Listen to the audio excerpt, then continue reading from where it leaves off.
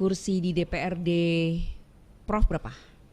6, Bu. 6. 6. Ya. Oke, kalau sesumsel Kita sesumsel 48. 48. Ya, 17 kabupaten kota. 6 itu berbanding berarti berapa? Harusnya 10, Bu. Harusnya 10 10 dapil kita kan. Oh, iya. Artinya kalau satu dapil itu satu kursi ada 10.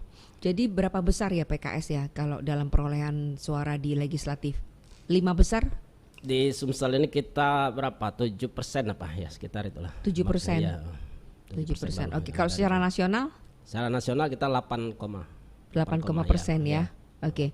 Target untuk pemilu 2024? Nah, target 2024 kita, Bu, untuk nasional itu 15% kan. Nasional Tapi untuk 15%. kita Berarti hitungannya harus meningkat 2 kali lipat ya, ya.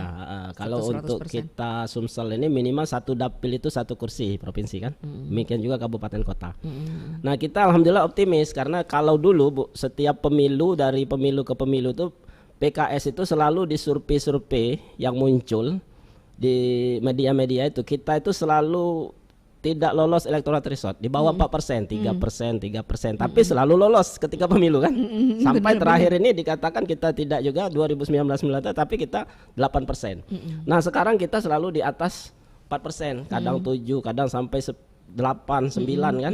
Nah, artinya kalau berdasarkan perhitungan sebelumnya kalau 4 bisa jadi 8, kalau sekarang 9 bisa jadi 18. Artinya optimis kita. Jadi itu karena baru sekarang level confidence-nya tinggi. Iya, kalau belajar dari data-data itu ya. Iya, Nah, betul. Tapi kita prinsipnya berserah kepada yang di atas.